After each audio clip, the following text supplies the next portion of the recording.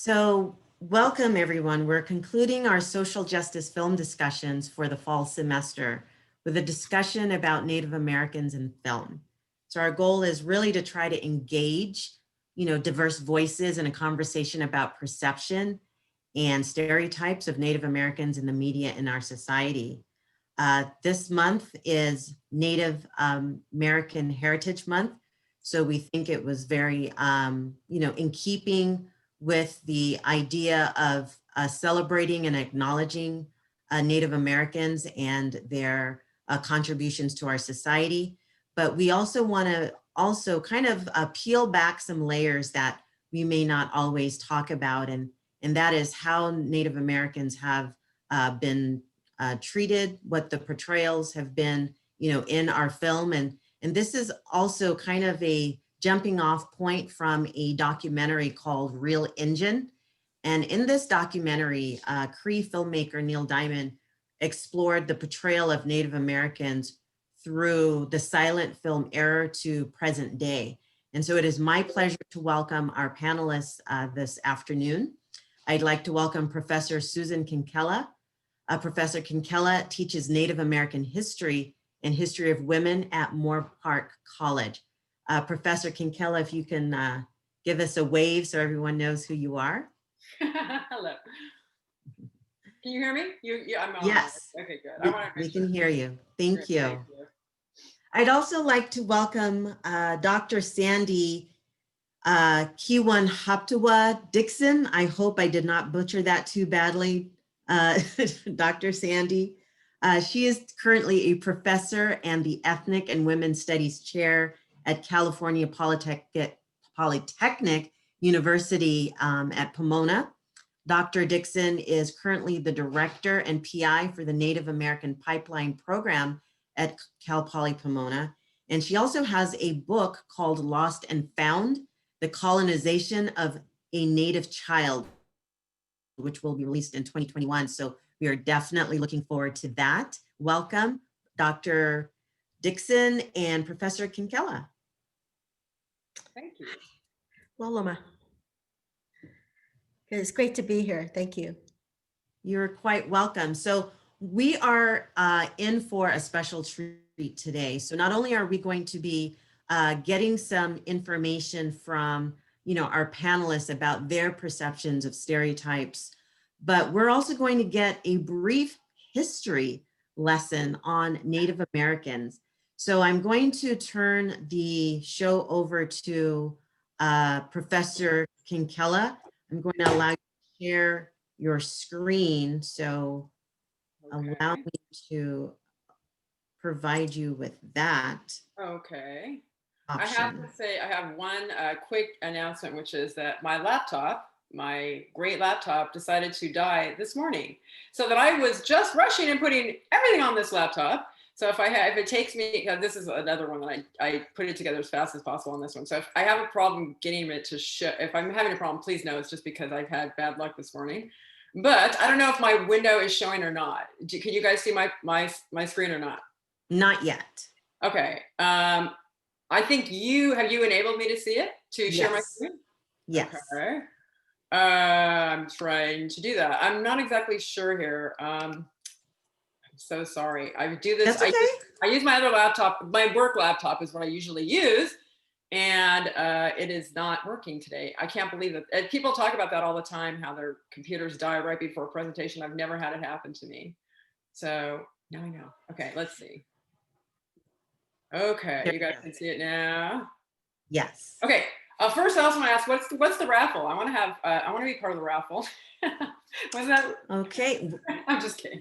The raffle is for a Samsung or an Apple phone. So, oh, no, I'm not we have tips for our students. Oh, I don't get to be part of the raffle? Okay, I just thought, no, that's a pretty good prize, actually. I'm sorry. Our thanks, go ahead. I'm sorry.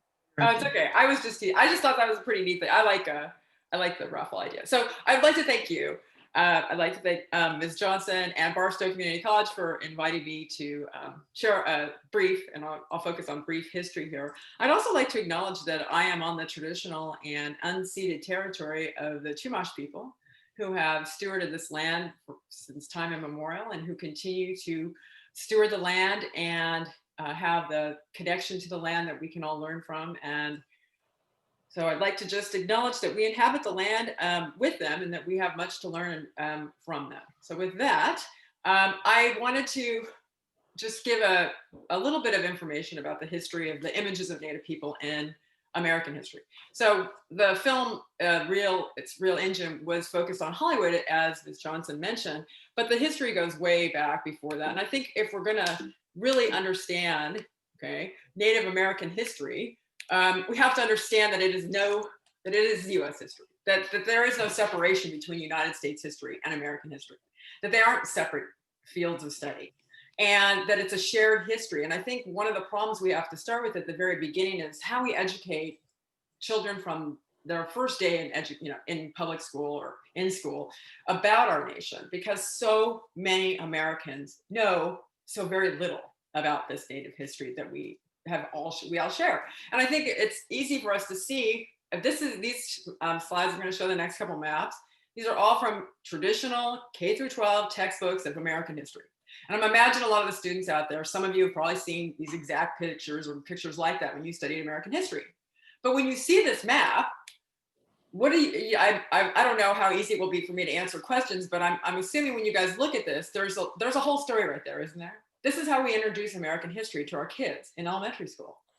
We see the 13 original English colonies here, and then look at the rest.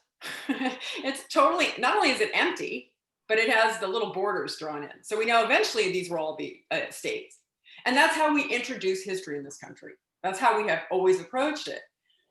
This is just another, if you go back to a US history text a little bit later in the history that you would be studying in a US history class, then you have later maps like this, land areas and expansion. So you can see the original 13 colonies here, and then you can see the old Northwest, Southwest. And then you, of course, you see this big pink swath here is the Louisiana Purchase, which I'm assuming is pretty familiar to some of you guys, and that's when Thomas Jefferson buys this empire from France. Isn't it interesting that an American president bought an empire from a French leader on lands that didn't belong to either one of them? So that is how we have always taught American history. Mexican cession, so this is the last little bit here, that to unite the nation. And I think we really need to start introducing history from the very start, preschool, with maps that look like this. That our history has to encompass the real history of this United States. And that this is just what you see in the screen right now, that's just a fraction of the tribal people who were here at the time of contact. That you couldn't even begin to touch upon the millions of people that were living here when the Europeans arrived. So I would just start with that. I think we really need to understand that history needs to be presented. We need to start from the very beginning. The way we're going to make any change, I think we've got to start when kids are young. And that throughout American history, the misrepresentations, the myths, the inaccurate depictions of Native people start from the very beginning. And for most of US history, it was taught like a success story, right? That all US history was taught about heroic individuals who settled the continent, crossed the continent, and that was the whole narrative. So it was one side of an American history that we all need to understand. And so the misrepresentations, the invisibility of Native peoples, all of this is apparent from the very beginning of European contact. That the Spanish, the French, the English, whatever European nation they came from, when they came to this country or to these lands, they had ethnocentric perspectives on everything, which I imagine a lot of you know that word, but meaning that when they saw the Native people, they immediately judged them as inferior.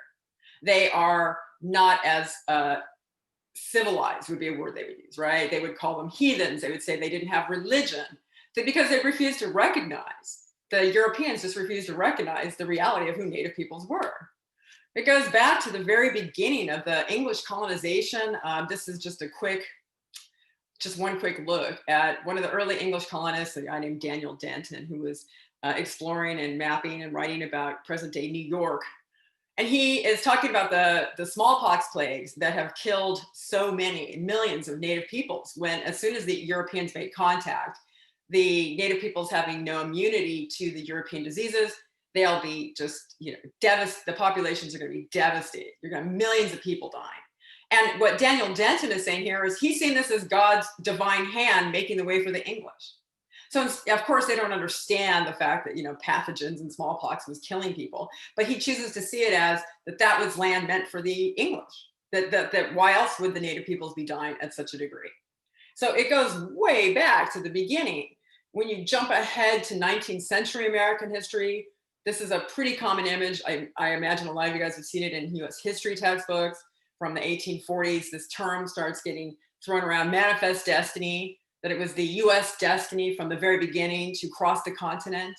And this 19th century painting, it tells the whole story right there, that the Americans are moving west and they are bringing with them, this is like the divine providence or the angel of destiny, but she's holding a Bible, but she's also holding the telegraph wire. So the Americans are saying they're bringing the train, the progress of civilization. And as it's mentioned in the film, the documentary Real Injun, the idea that the native peoples being stereotyped is in the way of progress. And as you can see from the 19th century philosophy or idea that's being expressed here, what's the role of native people in this? To lead, to be pushed out, right?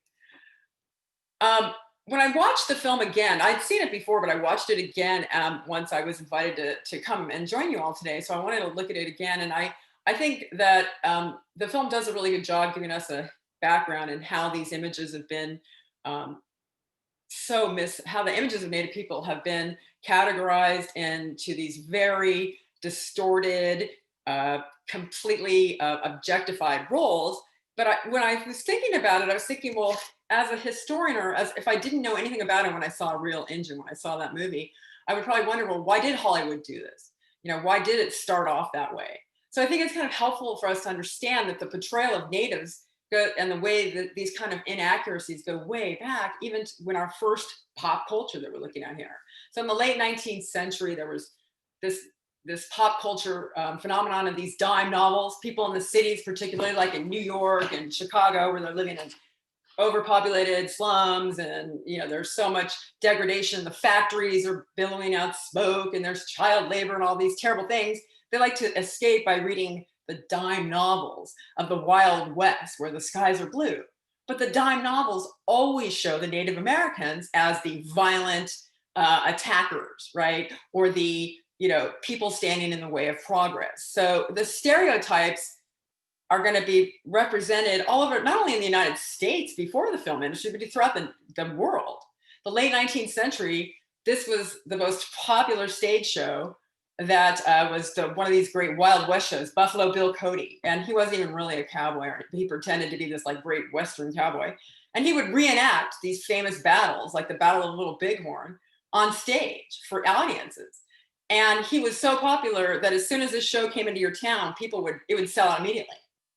And you didn't even have to, this was the sign that you would see. So wherever you happen to live, whatever town you're living in, one day you just see this sign, you knew the show was coming, and people would immediately line up for tickets. So popular that he actually toured not only in the United States, but even in Europe. He went all the way to Europe and brought Native peoples with him and reenacted all the stereotypes that we're talking about. That the Native Americans were the attackers, that they were the uncivilized heathens. So the images this all goes way back, long before Hollywood starts recording it in film.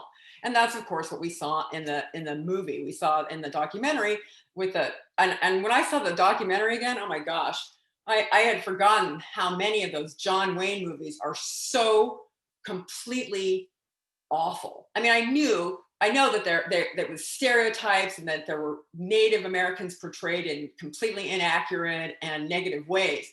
But there were so many when I was just watching the documentary again. It's a national humiliation, actually, that it happened as long as it did, that it lasted as long as it did, these kind of misrepresentations.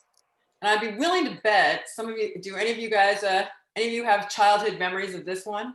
Anyone, you or your younger brothers or sisters or somebody was watching this when you were growing up? I mean, talk about, this is 1995. That's not that long ago. And Walt Disney produces this film about Pocahontas, and of course makes her an objectified, sexualized Native woman, which she was 12 years old, actually. And you might have seen this, you remember that she's in love with John Smith, quote unquote, completely inaccurate history. By the way, that's a real image of John Smith. That's what he really looked like. So it gives you an idea of, so if we want to say that Walt Disney took a little bit of artistic license, if you saw the Walt Disney film, that's John Smith. That's the real John Smith. So it gives you kind of an idea of a pretty good misrepresentation. So you can get it. She was 12. Don't forget, Pocahontas was 12 when she met John Smith. She never loved him. I always tell my students, whatever you do, don't ever write in your blue book that Pocahontas loved John Smith, okay? So we need to know, where does that story come from? The narrative's always been told by the Americans or the English. John Smith told us that she loved him. She never told us she loved him. That history was written by John Smith. The documents have been left by the one side, right? The documents that we're all getting ready to celebrate Thanksgiving, and that's a whole other story. There's a lot of beautiful traditions of giving thanks and being with family and friends, but the whole story of Thanksgiving is a myth. And I remember even when I was a kid, I was just taught the native peoples were here and they helped the English because they were nice. And they never explained why this meal happened. And it happened because the Wampanoag people had been devastated by disease and they needed a political and military alliance with the English. They didn't just come to help because they were nice. And I think it's important for us to remember that the way we see our history, Thanksgiving means a lot of things to a lot of Americans, but to Native peoples, it is often recognized as a national day of mourning. That thousands, tens of thousands of Native peoples go to Plymouth on Thanksgiving to recognize this national day of mourning, because it brings, with this beginnings of the chapter of the introduction of these cultures, it brings devastation, death, dispossession of their land. And that's American history. Now, however you slice it, however you present it, America, this nation was founded on stolen lands. There's no way you get around that. That's always the same story. So that's just one of the protests. Stereos, misrepresentation, myths, we could go on forever. These are real advertisements. These are real primary source documents that you would have seen in just products on the shelf in America. But I also want to say that as long and as damaging as this history has been, because we do, media is central to our lives, even in the past as we see it was central, but now we acknowledge that, our lives on our world today revolve around media more than ever before. That's how we get our information. It's how we communicate with our loved ones. It's how we understand where we are, and that things are changing. And this is one of the most important historic moments in recent history. I'm assuming some of you guys know that just in the last off-term election in 2018, that our very first two Native American women were elected to the United States Congress. That we had never had Native American women in the United States Congress until 2018. And that's Deborah Holland of New Mexico and Sharice Davis of Kansas. And I had the great opportunity and pleasure to interview Deb Holland, and she's an absolutely amazing and inspirational individual who, after we talked for about an hour, she said, just tell your students, Susan, that they can do it. They can do whatever they want to do. And she told me how she had to work so hard, and she didn't come from privilege and wealth, and she didn't have all these, connections, but that she worked hard, and she worked like 2 jobs, and then she volunteered on campaigns. Now she's a member of the United States Congress. So I always like to tell my students, because that was what she said, just tell them they can do it, that you don't have to have the connections. You don't have to have the money. You just have to do the work. And that the whole images of Native people today, the story is no longer being dominated by one side. It's not all myths and misrepresentations. So we have amazing projects and information that's available to us now that comes from individuals like our members of Congress, individuals like Matika Wilbur, who has put together this Project 562, which I hope you guys might get a chance to look at, where she's documenting all of American history. It was called 562 because of the 562 federally recognized tribes at that time when she started the project, to counter the stereotypes and the false images. That we have nonprofit organizations led by Native peoples that are using Native voices to inspire Native truths and stories, and are really trying to address the problem of lack of knowledge, lack of understanding, that Americans really need. And it goes back to what I said at the beginning, we need to start teaching history different for all of this to start changing. But things are getting better. I live in Ventura County, and Father Junipero Serra's statue here in front of the courthouse has been there forever. I mean, since they had a courthouse, and it was just recently removed this summer because we finally recognized, or the city council finally recognized, as through people's protests and through people's activism, that it was time to take this down, that this statue represents death and destruction and suffering for Native peoples in California. So, oh, this is just one last fun thing. I don't know if you guys ever saw Land O'Lakes butter, but they've always had, up until this year, they always had a package that showed a Native woman. They've just changed it. So we are starting to see, as we have more Native representatives, more Native voices, and more education, my hope is that this isn't going to be the rest of the American story, and that things are going to become a lot more changing. We're changing our team names. This just happened. And that we really just want to see Native peoples as human beings and as part of the American fabric.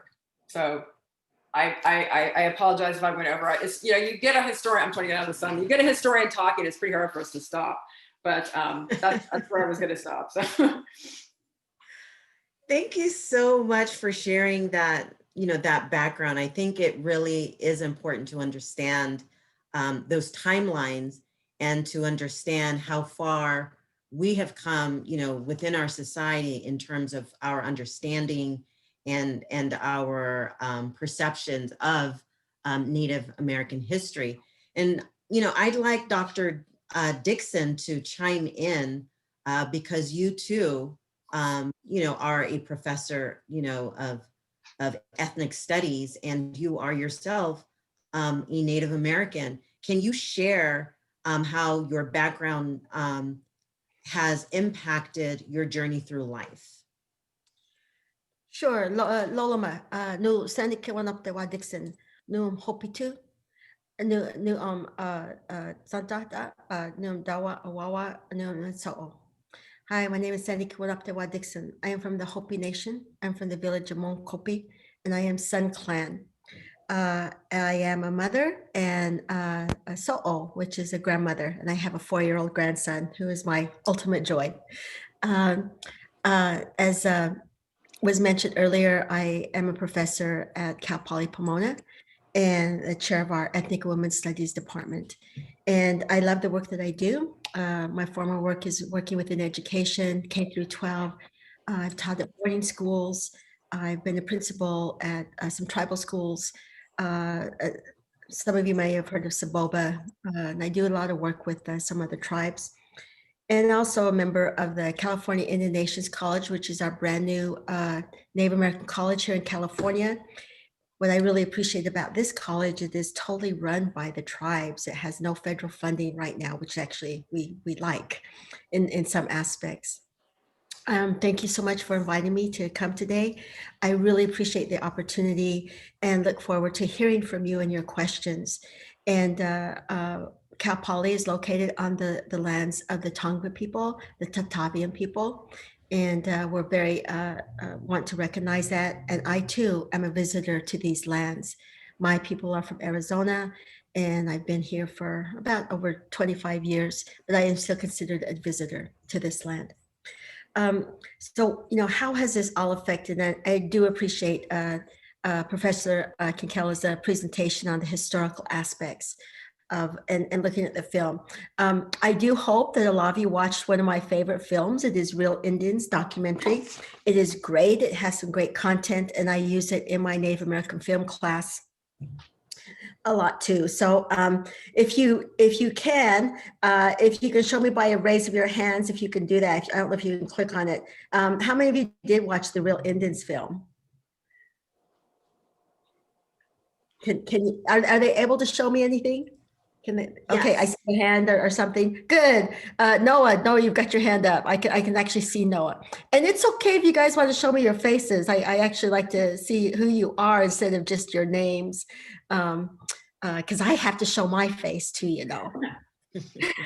So if you don't mind doing that, I do appreciate it. It's a great film if you have not watched it. It is available. I don't know if your library has Canopy, and you can also see part of it on YouTube. YouTube doesn't show the whole aspects of the whole film, but it is a great film my favorite part of the film is what shows them some Native American, actual Native American people acting, and they're not acting as Native Americans. They weren't spray painted with the orange paint or brown paint, but that they kind of get back at the producers when they're asked to speak some language, and they just tell them to go ahead and talk. And basically in the film, they sit there and tell the other actors and producers, you guys are just full of shit, you know? And people don't know that that's what they're saying, but they ask them to say it again, and they just keep saying it again, you guys are just so full of shit. And by the way, I don't swear a lot, but they do that through that whole film. So what impact has this had on, I guess, on Native people? For myself, I really look at the impact that it has had on my children and my grandson. Now, what impact are these films and social media going to have? So I wanted to go ahead and share with you just a very short PowerPoint. And I'm going to go ahead and just show you. These are images. And the name of this, I've labeled it Images of Destruction. So I'm going to go ahead. Can you see? Oh, let me see. Can you see that yet? You can't see it yet. Yet. Not yet. Okay, let me go ahead and change this. Let me go ahead and change it. I need to share my screen.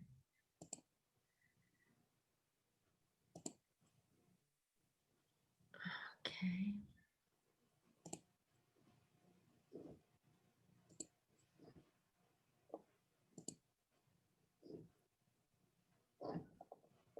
Okay.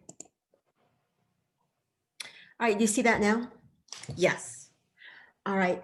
So I'm not going to say too much, but I really want you to look at this and look at these images. These are images that the Real Injun's film talks about the films, but we see those images and how they transfer also to social media and to literature. So I want you to look at these images and you'll see those transitions. Susan mentioned Peter Pan, but this was a book. Look at these stereotypical images.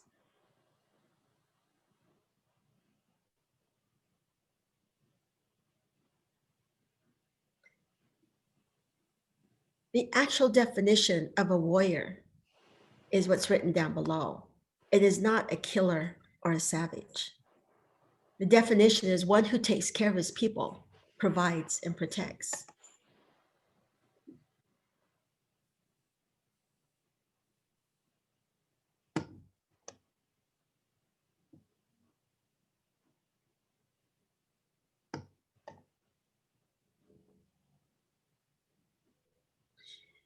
So what we see with social media is that they take these stereotypes that they have learned over time, and in taking these images, then they go ahead and totally are disrespectful. They take some of our traditional clothing, our traditional regalia, and compare it with images and those stereotypical images that Native Americans are drunks, instead of the image on the right.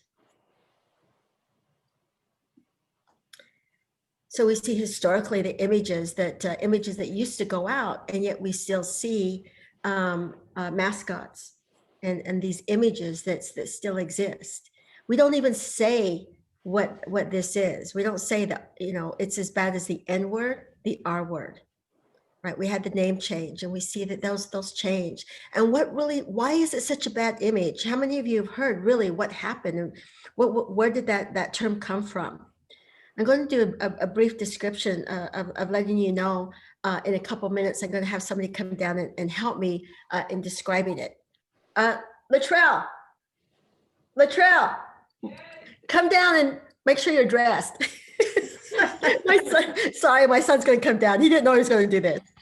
Can you come down dressed, please? Sorry. You know, we're all at home, right?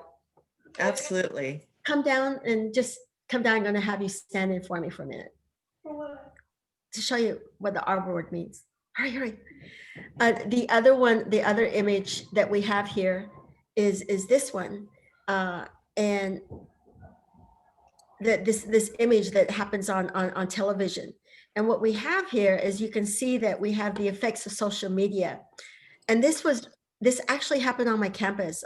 Last Halloween, a CPP student and myself saw two staff dressed up as Native Americans, the feathers and all, on our campus, right? And walking around the campus and just feeling that it was so cool to do that. So I want you to look back at this image and this idea of what we call the R word, very similar to the word, the N word. We don't say the full word because we know it's damning and it's disrespectful. So I'm going to go ahead and have somebody come over here and help me. And you just have to turn around. Sitting there going, what do I have to do? This is Latrell. Let me say hi to Latrell. Say, Hi, Latrell. Say hi. So historically, we know that when it came to scalping, the scalping did not begin, nor did it happen with Native Americans. It began with the French, and they utilized their tools. But when they captured our people, they would go ahead and capture them, and they would also punish them. And one of the ways that they did this was by scalping. And oftentimes we think of when somebody is scalped that they're doing it in a form that the person may be dead, but that was not always the case. What we know that happened, he already knows how to turn because I've had him do this before. He's got his hat on too. But what they would do is they would go ahead and they would scalp people and Native people while they were alive.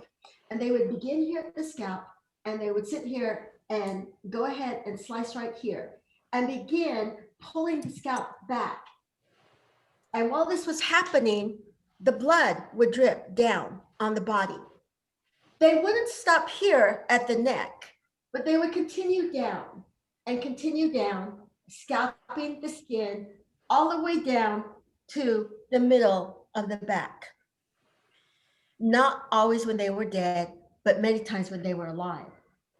And when they would do this, if you can imagine the pain and what was happening, the term redskin came from this, that there was so much blood over the person that's where that term came from. And so what did they do with that? Thank you. So they had the scalp. And what did they do with those scalps? Well, there was a bounty that was put on Native Americans, men, women, and children, and they were different. For men, it was more, for children, it was less. But those scalps of even children was worth something. And they would take them in and they would cash them in, and they would get a certain amount of pounds for each one. And what would they do with those scalps? Some of them would even go ahead and drape them if they rode horses around the horse saddle. They would go ahead and drape them and go ahead and the scalp would hang down and they wore it with pride. Other times they would sell these scalps into stores and they would let them dry. And then eventually they were made into purses for women to wear out of scalps of Native Americans. So do I like the word, the R word? How does it affect me? When I see teams that have been named and we fought for a long, long time. One of my best friends is Charlene Teeters. If you have never watched the film In Whose Honor, it's a story of her experience of going to college, just like where you guys are right now. Being able to go into college and being that one person that can make a difference. She fought for over 30 years to get the name changed of the Washington team. And it eventually happened. But there's a lot of meaning that a lot of people don't understand why that is such a devastation. And so, and I'm sorry for the graphics, but I do think it's important that we do look at these things and how does it affect us. What it also does is it also takes away from who we really are as Native people, our own identity. What makes me Hopi? What makes me a Native American woman? It's the teachings, it's the culture. And what we saw through the history, what was mentioned is so many things were taken away. So how do you get rid of the people? How do you destroy people? You take away three things. You take away their language. You take away their tribal lands, and then you take away their children. And that is what the US government, our US government and religions did. The religions were paid by the US government to establish missions and boarding schools. So when you go all up and down California and want to go visit these missions, there's a whole separate history of the California Indians and those that were brought in. There was just as many slaves, Native American slaves, as there was African American slaves in this continent. Why don't you hear about that? It's stuff they don't want to share. What happened to those slaves? Well, we know that with the slaves that came from the African continent, they also knew that to destroy people was to take them away from their continent, and they were brought over here for slave labor, for labor. So what happened to all the slaves here? Many of the Native American slaves were sent to Cuba. And in doing so, it took them away from their homelands and their families, and they couldn't get back to them. They eventually became part of that society and other places if they lived to succeed or go any point from beyond that. And so, as a professor and as a mother and a grandmother, I always try to teach my children, the real truth and who we are and what really makes up who we are. I wanted to share real quickly. How much time do I have, Eartha? You have as much time as you need. I'm going to go ahead and share the screen, and I'll talk my way through it pretty quickly, but it's looking about that cultural identity of who we are. You've seen the negative images. Susan was able to share the historical part and those images that existed, and I was able to share these images of destructions. But who are we really? And I wanted to go ahead and share that with you. Let me go ahead and pull this one up.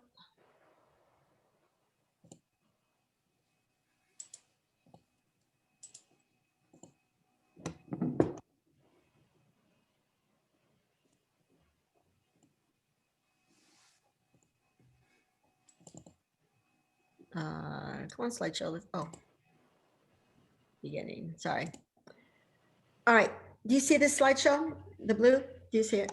All right. So in looking at this, we're talking about American identities. You've seen what we are not. This is not we are not. And I think historically, and also for you students, you can go right now down to Barnes and Noble, and you can pick up books on Thanksgiving and children's books, and 99% of them are inaccurate and they are wrong. There are some newer ones that are coming out. And if you really want to learn some more historical good books, I always recommend that you get textbooks or children's books that are written by Native people, and especially if they are related to their tribes, because those stories are very unique in those settings, not what you see in the bookstores. So again, this is for all of us. What does make up our identity, right? If we think about it, and this is just not Native American identity, but Native identities in general. It's our history, our culture, our gender, our relationships, our values, our community, age, socioeconomic status, work, and etc. And then we have our own personal values. What are those personal values? So I want you to, and now I'm going to ask you to kind of engage with me right here. I like to hear some of your voices. The question that we ask is what is it that you value? What are some of the things that you value? I don't know if there's a chat here. You can put something in. I don't know if there's a chat. Family. Or anybody else can say something. Someone just mentioned family. Family, absolutely. Yes.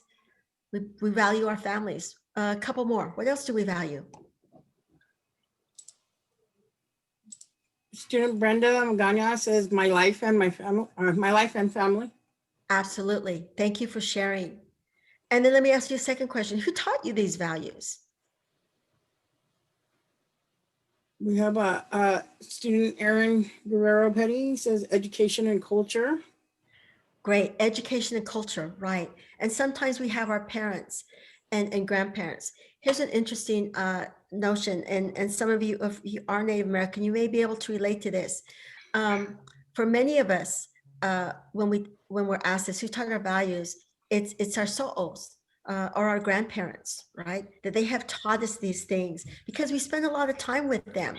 And actually our cultures were looked at as being, we didn't fit that nuclear family image. And so we were actually looked at as our parents not being very good parents because they saw sending their children away. But the children would often go and live with the grandparents to gain the culture, the tradition, the knowledge, the language. And so we learn a lot of our values from this. And so we refer to those as some shielded values that we've obtained. So if you look at these images right here, these are those stereotypical images, right? This is not It's who we still, are. it's still on the title page. Oh, is it? Mhm. I'm sorry. If you click on the top, up in the red area, you'll be, and just click that screen up there. The share. Up No, on no, the no. top. Just start it from beginning, the far left, just from Yeah. beginning. Just click that a couple of times. Yeah, Oh, it's it's not not. showing up. Okay. It's not doing it. Okay. I'll do this. There you go. So we just went over everything, right? We went over this. I'm sorry, I was talking as I was showing you these screens here. We went over that. So if you look at these images here, right? This is not who we are, but this is what society and from colonialism through settler colonialism to where we are today of where we still see these images. And you saw in the film in Real Injuns that this is not who we are. And these images still exist. You can go into Barnes and Noble or any other bookstore and you will still see these images of who we are. And our previous speaker was able to show you some different images than who we are. So then when we look at by identity, and that's an interesting question, by whose identity? Who are we? You know, a lot of people like to say who we are and who we make up and use terms all across the board. But what I wanted to show you here are these are terms that within Native communities and cultures that have been part of the cultures, are out of the cultures, and ideologies of really, again, by whose identity. And some of you may have heard these terms. I don't have time to go into each one of them they define, but they all have their own definitions. But we look at blood and how much blood are you? I don't know if you know that for many Native Americans, to be recognized by a federal recognized tribe, you have to have a certain amount of blood. Well, what the heck does that mean? How much blood? Well, many tribes say a certain amount, a majority of them say a quarter of that tribe. But what if you belong to two different tribes? Well, what happens today is if you belong to two different tribes, you can only enroll in one. All right. So what does that to do to our identity is even if we look at this process, I'm Hopi Kiowa, but I only claim Hopi because that is a matriarchal society and I follow my mother's side. I don't follow my father's side. I do not know a lot about my father Kiowa side, but I was brought up as a Hopi. And so when I look at that, you know, there's part of my life that I don't really know a lot. I'm learning different things, but again, this idea, and again, by whose identity? The US government started telling us that we couldn't. And the reason why is, you know, they were keeping records of how many of us there were and how many of us they had to kill along the way. There's all these other terms about what is traditional. That's a very controversial term that we use, enrolled versus non-enrolled. Enrolled meaning that you're enrolled in a tribe. But we have also tribes, like was mentioned there, that we have federally recognized tribes. We have state recognized tribes. We have tribes that are not even recognized, that cannot even claim a tribal recognition, a tribal belief. And then we also have what we call the look. Well, my goodness, if you look this way, then you might be able to play off and be American Indian, Native American, or belong to a tribal group. Believe it or not, we have a lot of people who do this, that they want to pretend or they want to be Native American. And they will tend to darken their skin. They will darken their hair. They will add underneath the wearing of things. They will wear a feather, leather, coat, bracelet, headband, choker, whatever, all these things. And guess what? They're the ones that stand out because when we do have gatherings and get-togethers, we don't wear that. You know, I wear my Yoda t-shirt when I go to events most of the time. So these are things that we see happening all the time. How many of you, by a show of your hand on your, if you're able to show a hand, how many of you, and it can be the clapping hand if you want to, have been able, have heard of these terms before? Some of you? Right. So then we know that these references exist because of historically things that have happened to Native people. And we can look at 4 of those areas, and that's acculturation, where we see cultural modifications of people or individuals by adapting or by forcing or borrowing traits from another group. And then assimilation is to absorb into another cultural tradition, whether that's by force or whether it happens. And then again, we mentioned colonization, which is taking over another country, controlling and occupying. And then one that's not often talked about, but we know it is the intermarriage with non-Indians. Again, whether that was forced or not forced. We know historically, we saw fur traders often want to marry Native women, and throughout time, the government would encourage that. We saw that in other countries happening as well. If you guys have never seen Rabbit Proof Fence, please watch that film. It's an excellent film that goes over that stories as well, and outside of America. So again, when we look at what is cultural identity, then it reflects the cultural standards of a society to which one subscribes. It gives the individual a sense of a common past and a shared destiny. An example that I can give you is when we look at religious cultures, like Catholicism, that the church and the Pope, that is like a cultural identity, because religion itself is a cultural in one way. So then we look at then what does it mean to be culturally Indian or Native American or American Indian? This means a lot to me. And then when people say what makes us who we are is, I think these stand out very strongly. And that is a practice that we practice specific tribal traditions and are profoundly affected socially, spiritually, and politically by those traditions. I live in Southern California right now. But when people ask me where's my home, I say Mokopi. I did not say that I live in Chino Hills. When people ask me, I live in Mokopi.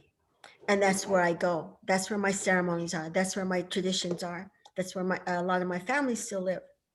And so socially, I have social ties involvement. I have a great, I have family members that have been our tribal leaders. You would refer to them as chiefs. We don't use that term. We use tribal chair people. My uncles have always been our tribal leaders. And so there's some social ties there. Spiritually, our ceremonies, our languages are all tied to spirituality. You cannot separate spirituality from language, right? And so these are things that make us who we are. I appreciate the conversations, and I appreciate you all listening to me today. Again, I like to just thank Eartha. And if you have any questions or things that you would like to ask us, please do so. I really appreciate your participation. And I need to thank my son for coming down and then do that little demonstration for you. But thank you so much. I appreciate it. Thank you, Thank you Eartha. so much. We have about 7 minutes left, and I would love to open this up for any questions or comments from our audience. If you would like to write it in the chat, we can go ahead and read it out for you.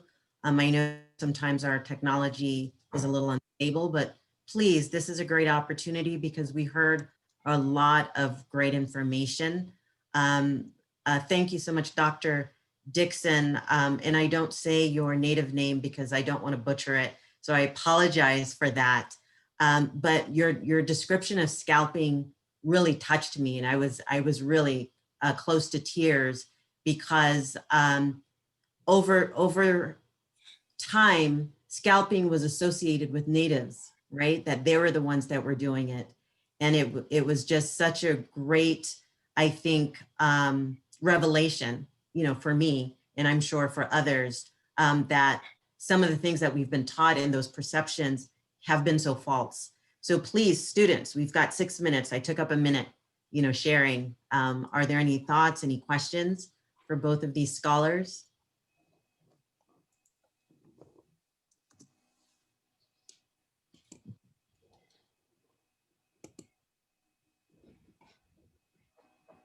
Well, while you're thinking, I did want to share something on my screen because you mentioned the dispersion of peoples. And I'm from Jamaica, and I wanted to share this coat of arms that is really consistent with what you were saying. This is the Jamaican coat of arms. Shows Taino people. And the motto is out of many, one people. And as you were talking about natives being slaves, and there is historical information about African slaves and Native American slaves marrying and starting families. That's why Black people like to say I have a little Indian in me, which is incorrect, but this really spoke to me because it really does show that Native people were not just in one location, small tribe, but they were really dispersed or, across, the seas. So I really thank you for sharing that and really kind of reinforcing a little bit of, historical knowledge that I had. We still have a few more minutes, folks. It's 4 more minutes. Anyone want to respond? And if not, we'll ask the good doctors to share some parting advice or wisdom with everyone.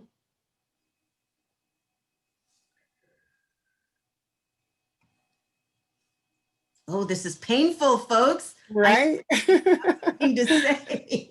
I know, put it in the chat. All right, Aaron, what do you think is the first step in making sure that Americans, young and old, are educated better? As you said, America's introduced with the 13 colonies. This is to Professor Kinkella. So what do I think is the first step into making sure that people are educated? I'm sorry? Yes.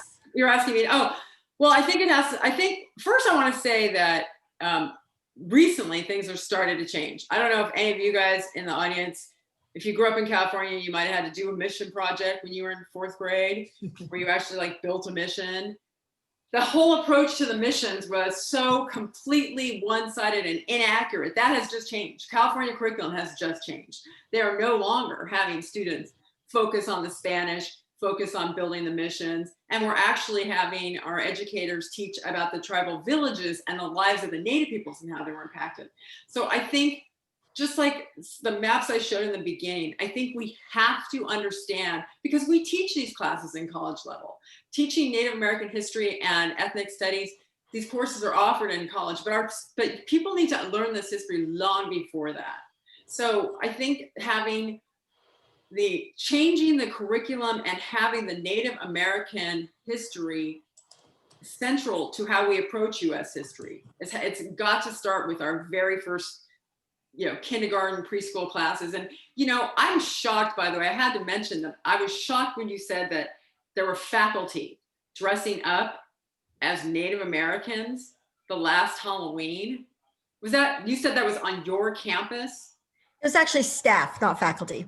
Oh, okay. Either way, but it doesn't really matter. It said they were people. It just shocked me because it's just something that in my world, I would imagine that would never happen. We have to understand so many people just don't understand how offensive and why that has to stop. And that's why I think it has to go back to education when we're young, and we have to tell the truth. I mean, we teach our kids about slavery in elementary school, but we didn't used to tell them what happened at the missions. We were just taught that kids were taught that the mission Indians were happy or whatever, they wanted to learn Christianity. They were death camps, and that information needs to be disseminated throughout the curriculum. And I just think it has to start younger. And I feel that way about women's history as well. I really think we need to incorporate women's history from the very beginning of our education and history classes with our kids, because once you get to college, kids will get exposed to this, but a lot of people won't necessarily even take those classes or go to college. So I think it has to just start in the very beginning of our educational system. And I think with more awareness and as more and more, because a lot of American studies show so many Americans don't feel like they don't understand Native history. They don't understand how offensive these things are and what the pain is. I hate to say it, but our current president has said some of the most heinous things about, well, our almost former president, but heinous things about Native Americans that are just setting, I mean, from the highest office in the land. That is just not acceptable. I don't mean to be going into political territory, but no, that's okay. Thank you, Dr. Or Professor Kinkella. I'm aware that it's 1:30 and we could probably go on. And I do need to draw this discussion to a close. But I would like to address the last comment in the chat because this may be a sentiment that's shared by many. Alexander is saying that this kind of presentation was way out of his comfort zone. He feels extremely confused and sad after being exposed to what was shared today. Do you have any advice for those students, those participants today who might be walking away feeling, so demoralized? Yes. Alexander, that is a comment that is often shared with me as a professor at a four-year institution. And one of the things that the students will also share is that they're very frustrated and they're very upset because they never were given this information at all until they got to the college level. And the information that is shared is the truth. And oftentimes the truth is not often shared, especially with ethnic groups. And so if we look at across the ethnic groups across the in America, there's a lot of historical facts and historical things and even current things today. And so, I apologize if you were offended, but I don't apologize for the truth. I don't apologize for what is out, I think that our educational system does not do a good job in educating in the public schools. We're working on that, and I'm on a committee that's helping build the K through 12 curriculum, the model for California. And one of those is, but my students in college, I understand, and we often are able to follow up with conversations. And so if you ever wanted to contact me and have a further conversation with the permission of your professor, I would be open to that because there's a lot of information and it is a hard thing to hear if you've never heard of these things before. And oftentimes people that are football fans are totally blown away. They have no idea about that. But the whole stories about Native Americans are really not told. And if you really want to, there's so much more devastation, even in so much when we start talking about the education of Native people, the boarding schools, when we still have 5 of those boarding schools that still exist, one that's within 30 minutes from where I live. And so I apologize for that, but at the same time, I don't apologize for the truth. And I do appreciate the opportunity for sharing with you because there are other Native students that are sitting there, I think, and I have other students that come to me and say, I'm so glad that finally somebody told the truth about what my family went through. But thank you for sharing, Alexander. I do appreciate you sharing your comments. Thank you. Professor Kinkella, Dr. Dixon, thank you so much for being a part of today. I want to thank all of our students and faculty and staff and visitors to our campus webinar. Thank you for being a participant. Our hope is that you take this information and share it, with everyone that you know, because knowledge is certainly power. For those of you who are students, please make sure that you put your B number into the chat. I'm going to ask April to share information about a Student Voices Town Hall coming up this Saturday from 12 to 1:30. We want all of our students to participate, to share some of their experiences within the educational system. This was a prime example, of not having had the opportunity to learn accurate history of Native peoples. And so we definitely want everyone to come in and share, because we will have, you know, our key decision makers part of this webinar who want to hear from students and want to know how they can best support. So we thank all of you for being a part of this. April, go ahead and share the QR and link for the survey. We want to thank all of you for being a part of this. And unfortunately, I am running a little behind for another event. So I'm going to let April take the lead here. And again, have a good day, everybody. Thank you very much for having me. I want to thank you all for being here and inviting me to join. Thank you. We appreciate you guys coming in and talking to us today. Take care, everybody. So make sure you guys either take down the QR code or write down the link. I added it to the chat, so if you want to copy and paste it, you can. Okay. And I think this one was for the earbuds, not for the phone. Town hall meeting is for the phone. So you guys want to participate in that, you can get either an iPhone 12 Pro Max or Samsung Galaxy S20. Thank you, everybody. Have a good day.